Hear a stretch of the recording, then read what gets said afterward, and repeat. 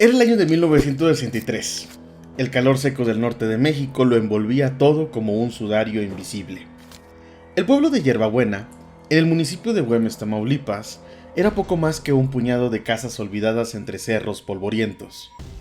Un lugar apartado, desconectado del tiempo, donde nadie esperaba que ocurriera nada. Y sin embargo, ahí se gastaba una de las historias más oscuras y perturbadoras del México profundo. Y en medio de ese infierno, un chico de apenas 14 años se convertiría en la inesperada llave para destapar un horror indescriptible. Su nombre, Sebastián Guerrero.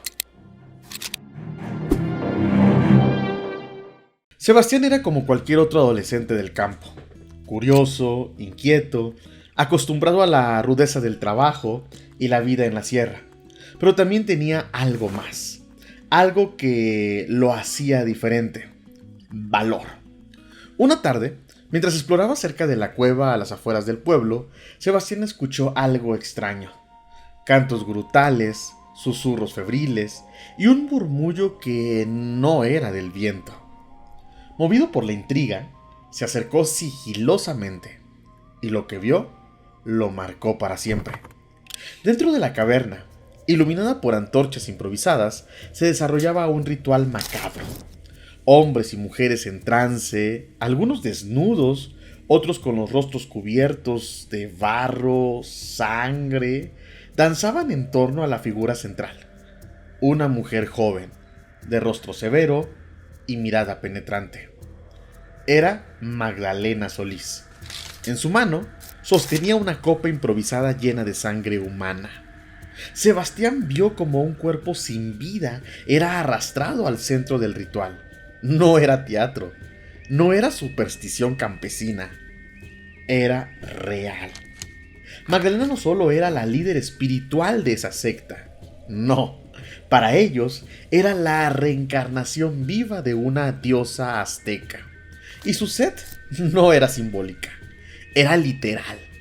Sebastián no gritó, no corrió en ese momento. Se mantuvo agazapado, temblando mientras su corazón golpeaba como un tambor de guerra en su pecho. Cuando por fin los cantos se apagaron y los fanáticos comenzaron a dispersarse, Sebastián escapó. Corrió como nunca antes en su vida. Llegó a la comisaría del pequeño pueblo más cercano, Villa Hidalgo, hecho un desastre, cubierto de tierra, con los ojos desorbitados. Nadie quiso creerle al principio. ¿Una secta satánica? ¿Sacrificios humanos? ¿Una diosa viva en la sierra? Pero algo en su mirada, algo en su desesperación, convenció al comandante local. Se organizó una pequeña patrulla, más por protocolo que por convicción. Y entonces, cuando el oficial que le acompañó llegó a la cueva, fue testigo de los más crueles y mórbidos hallazgos. Lo que le encontraron superó las peores pesadillas. Restos humanos, herramientas oxidadas cubiertas de sangre, altares grotescos y a los fanáticos aún presentes absortos en un ritual ajenos al mundo exterior, sumidos en una locura sin retorno. Para comprender la magnitud del delirio que en la cueva imperaba, tenemos que conocer los inicios de este brutal culto, retroceder a los años 60 y conocer el contexto en el que se gestó esta sanguinaria secta. Yerbabuena era un pequeño pueblo rural, donde el analfabetismo y la pobreza dominaba.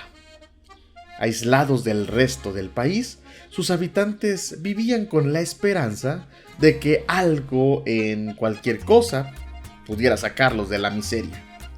Siendo así esta vulnerabilidad mezclada con ignorancia lo que les hizo presa fácil de los hermanos Santos y Cayetano Hernández.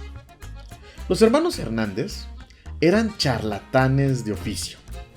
Viajaban de pueblo en pueblo, disfrazando su hambre de poder con palabras dulces y promesas milagrosas. Habían aprendido a manipular a los desesperados, a los que buscaban respuestas en la superstición y consuelo en el delirio. Cuando llegaron a Hierbabuena, vieron algo más que pobreza. Ellos vieron oportunidad. La comunidad, aislada, sin educación formal, era un terreno fértil para una mentira bien sembrada. Y así fue que nació esta historia. La historia de fuego, sangre y deidades antiguas. Santos y Cayetano se presentaron como profetas enviados por los dioses aztecas.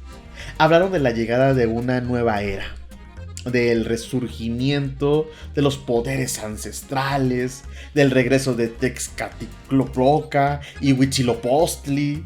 Y para ganarse la fe del pueblo, prometieron algo concreto: oro. Dijeron que el pueblo sería recompensado si obedecían a los dioses, si cumplían con los rituales, si realmente creían. Ellos iban a ser ricos, tendrían muchísimo oro, a cambio de obedecerles ciegamente, de favores sexuales y contribuciones económicas para ellos. Al principio, esto fue solo un teatro burdo. Ritos inventados, voces fingidas, humo, palabras huecas. Pero con el tiempo, algo más oscuro comenzó a crecer. Los hermanos se dieron cuenta que necesitaban más que trucos. Necesitaban símbolos vivos. Y así, buscaron una figura divina que personificara su locura. Y buscando entre los prostíbulos de la ciudad de Monterrey, Nuevo León, encontraron por fin a la protagonista de nuestra historia, Magdalena Solís. Joven, hermosa, endurecida por la miseria y con un historial de abuso y abandono, se convenció de unírseles y así consolidar la secta con más engaños de los que ya existían. La llevaron con ellos. Al principio, para reforzar su mentira, Magdalena debería representar a una diosa viviente, como una encarnación de la divinidad azteca. Pero lo que no esperaban era que ella creyera en el papel. Magdalena no solo aceptó el rol, lo abrazó, lo devoró, se convirtió en él. Ya no era Magdalena para la comunidad, era la diosa del culto. El mismo poder divino de las diosas ancestrales había reencarnado en ella. Y con ese nuevo poder, no tardó en desplazar a los hermanos Hernández como líderes espirituales. La figura decorativa se convirtió en la autoridad absoluta. Con ella, al mando, de pasar de solo abusos sexuales, ahora se cometían los peores crímenes en crueles sacrificios humanos. Exigía una obediencia total y sangre, haciéndoles beber junto a hongos alucinógenos a los devotos de su culto para llevarlos a experiencias místicas y trances desenfrenados. Si alguien se atrevía a salirse de la secta, era perseguido hasta la... El culto se transformó rápidamente en una secta homicida.